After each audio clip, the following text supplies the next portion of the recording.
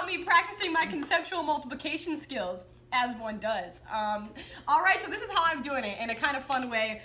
An individual game you can play with your child or your dog. All right, so this is what you do. So first, I'm gonna take a deck of cards, and I pulled out all the kings, the jacks, the queens, and the jokers already. So take those out. Nobody wants those. Put them away.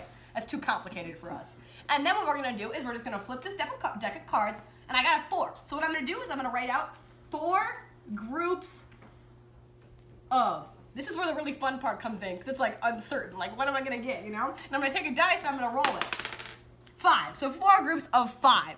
And so now what I'm gonna do is I'm gonna take my large multitude of dice, as many as you can find, up to 10 is best. And I'm gonna take, so I have 4 groups, and I'm gonna take these dice and I'm gonna find 5.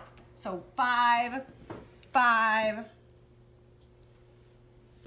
5. This is the challenging part, really. 5.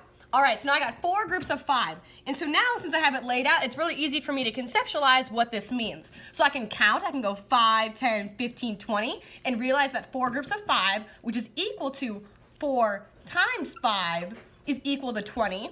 So it's totally okay if I need to count it out. And that's a really good way for me to conceptualize what that is. And so now if I was gonna take this a step further, let's say I did it again. So let's say I did it again, but I kept the 5s the same. All right, so I'm gonna flip a card, and now I get 7 groups of 5. Now, I actually don't know any 7 multiplication tables. I just don't understand them. So now what I can do to make it easier for me to understand, true story, is I can take another, so I have 4 groups of 5 right here.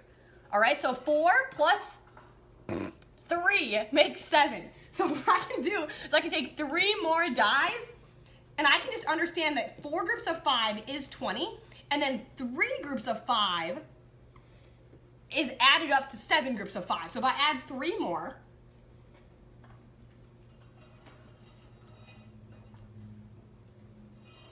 this is the really complicated part, because like, where is the 5? No one knows. Now this, I can now understand that this is 7 groups of 5, which is equal to 4 groups of 5 and 3 groups of 5 combined. So if I do this separately, I know that 3 groups of 5 is 5, 10, 15. So I know this equals 15, which means that if I take this, 7 groups of 5 is 20 plus 15, which is 35. So this is a really easy way to conceptualize what is multiplication. You know, that way you know that it's really just this and this added together. It's groups of 5, it's groups of whatever you're doing. So then I have this all learned out, so now I understand 7 groups of 5, 3 groups of 5, 4 groups of 5. I'm conceptually multiplying. So, should we do it again?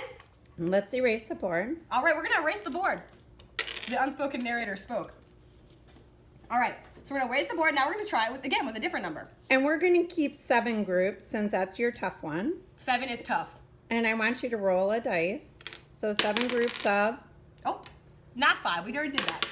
4. Okay, this time I want you to fill up the top row first. All right, so what I'm gonna do is I'm gonna do 7 groups of 4. So I'm gonna go 4. That's 2 groups, 3 groups, 4 groups, 5 groups, 6 groups, 7 groups. And now what I can see here is that this is 5 groups of 4, and this is 2 groups of 4. And so now I understand that 7 groups of 4 is 5 groups of 4 plus 2 groups of 4. So 5 groups of 4 is 4, 8, 12, 16, 20. And then 2 groups of 4 is 4, 8. So then that means that 7 groups of 4 is 5 groups of 4 plus 2 groups of 4, which is 20 plus 8, which is equal to 28.